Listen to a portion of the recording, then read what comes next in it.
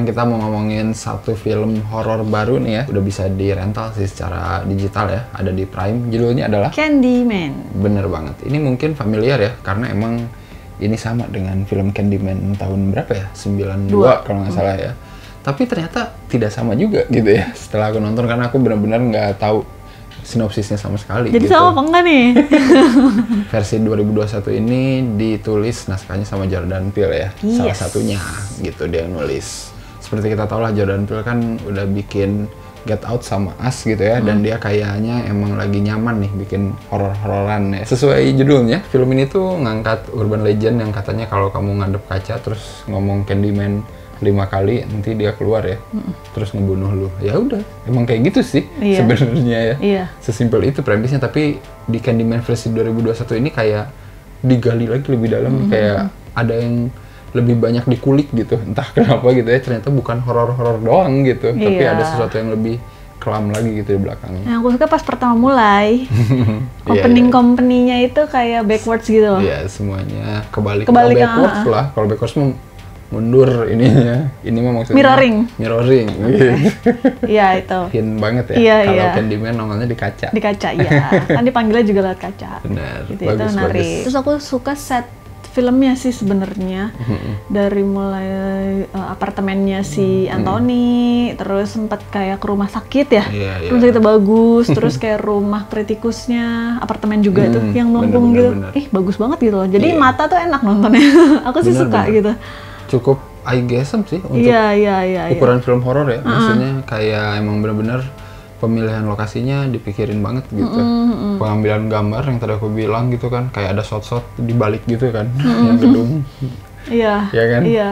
Shotnya tuh moving tapi kebalik gitu semua gitu. Kayak kita ngelihat dari balik kaca gitu ya. Asik. Terus ada bagian nyeritain flashbacknya pakai animasi sederhana gitu ya, kayak wayang-wayang.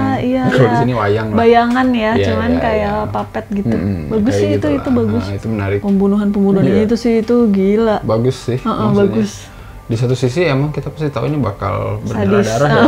Sadis, tapi ya bagus aja gitu. Iya. Dia ngemasnya nggak monoton gitu, Iya, anjir. iya. Banyak pendekatan yang berbeda gitu, ngeliatin korban berjatuhannya. Iya, yang pertama kan agak ekstrim ya, Iya. yang leher digorok itu yang close up banget itu loh. Yang pertama itu emang bener-bener kayak inilah ya, kayak pembuka banget Iya. lah, biar tahu. Iya, itu kaget. Cowoknya kan kayak dikaitin kakinya. Belakangnya terus Iya. pas ditarik itu ada lubangnya ya. Bagus. Padahal kayak kecil gitu, cuman kayak kita ngeh gitu. Ih, bagus gitu. Terus yang waktu kritikusnya dibunuh juga Iya, bagus banget itu. Dari jauh gitu. Terus kita kayak merhatiin kamar sebelahnya, kamar atasnya gitu. Jadi kayak emang dibikin lebih elegan gitu, nggak ngerti kenapa. Jadi bukan yang jor-joran dibacok-bacokin gitu. Iya, itu gitu. bagus sih. Ceritanya nih, ini sebenarnya cukup menarik sih, karena ternyata ini kayak continuity gitu dari film tahun 92 gitu ya. Setelah dia cerita flashback gitu, aku jadi kayak oh gitu toh gitu. Ternyata si Anthony ini ada hubungannya gitu sama yang dulu gitu ya. Bukan remake sih jadinya, ya sequel kali sih Iya, disebutnya. sequel, Walaupun nggak disebutin ya Candyman 2, nggak ada gitu di judulnya. Banyak yang berpikir kayak agak membingungkan ya, karena emang si Jordan Peele kayaknya emang selalu nyelipin itu kritik sosial gitu loh. Nah, iya itu sih. Di setiap cerita yang dia bikin di film tuh pasti selalu gitu. Mungkin film Us yang paling ketara banget sih gitu kritik sosialnya ya. Origin tiap Candyman ternyata emang ada urusan dengan masalah politik gitu ya, secara sosial dan politik gitu ya. Kayak si yang Sherman itu kan, yang tukang bagi-bagi permen, ternyata emang nggak salah terus digebukin. Terus yang Si dulu Candyman yang namanya kan ya. terus yang dulu lagi gitu kan, ternyata dia Jatuh cinta. tapi tidak direstuin sama orang tua, anaknya digebukin Iya. gitu sampai mati. Jadi kayak emang kayak pengen nekenin apa namanya, tindakan opresif mah bakal selalu ada gitu dari zaman ke zaman. Makanya Candyman harus ada terus gitu. Bahkan Jadi di ending horornya juga gitu ya. Iya. Bahkan di ending begitu. Jadi kayak nekenin nggak akan bisa hilang gitu, yang kayak gini tuh, rasisme, diskriminasi dan lain-lain gitu. Jadi si Candyman ini di sini jadi cuman kayak ya alat aja gitu. Nah, itu. Untuk apa namanya, menghukum orang-orang yang kayak gitu ya. Iya. Bahkan kalau merhatiin sih kayak korban-korban yang dibunuh itu semua kulit putih ya. Iya, emang. Jadi kayak emang. Cuman ada sih satu yang kulit hitam. Adiknya dia justru yang zaman dulu. Oh, iya, Kan lagi nari-nari. iya. Itu dia kecil, dia doang. Bener. Iya ya, dia doang ya. Lainnya orang kulit putih semua yang dibunuh. Iya, jadi itulah yang aku kurang suka jadinya Candyman yang ini tuh kayak kurang ngeri buat aku sih. Iya. Kayak lebih ngeri yang dulu Iya banget sih. Walaupun di sini nanti ada cameo dari yang dulu ya. Iya. Dalam bentuk CG. Iya. Jadi pemeran yang dulu itu ada 2 orang, Iya, yang jadi iya. Candyman sama yang jadi ibunya itu. Ah. Itu dulu ada ya. Kenapa Brianna nggak dibunuh? Iya. Karena dia tidak berdosa. Oh jadi Gitu aja sih. orang baik kalau main Candyman nggak bakal dibunuh gitu ya? Kayaknya. Aku kan nggak tahu. Masa aku di pikiran aku tuh selalu Iya. ketika orang ngomong Manggil. Candyman 5 kali, ya mati. Mungkin karena yang manggil terakhir Candyman kelima si polisi. Kan dia cuma ngomong 4 kali. Terus kan yang kelima. Oh yang kelima Candyman? Dia dalam pertanyaannya. Kayak gitu. Oh iya, mungkin bisa jadi. Bisa jadi. Bisa jadi. Walaupun sebenarnya kalau si polisi nggak ngomong juga mati. Iya. Memorable aku justru di awal, ternyata yang kita takutin si Candyman itu jahat, ternyata dia baik. Terus Iya. dia sebenarnya nggak ngasih permen isi silet. Iya. Ya nggak Sedih sih? banget Terus itu. dia udah keburu teriak kan anak kecil itu, jadi polisi datang. Udah, itu kayak tragis sih. Aku suka yang pas bagian Candyman nongol di rumah si kritikus ya. Oh, dari kamar mandi? Iya. Bagus sih. Maksudnya nggak diliatin. Kita nggak tahu kritikusnya manggil Candyman 5 kali. Iya bener.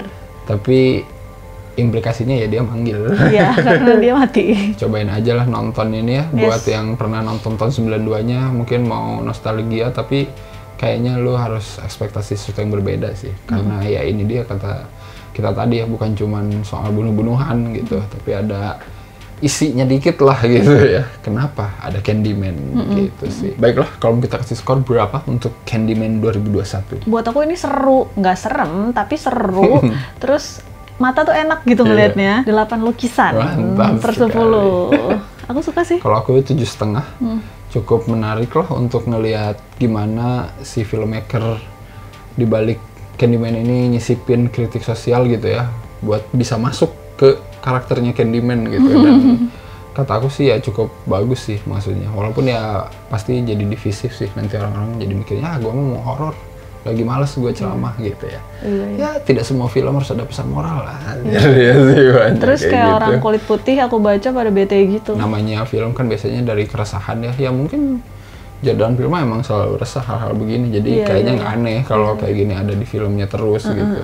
Jadi jangan aneh nanti film terbaru dia tuh nanti ada tuh tahun depan, pasti aku yakin Gitu lagi. ada lah muatan sosial politiknya. Menurut kalian gimana? Lebih Yes. suka Candyman yang ini atau yang dulu gitu ya?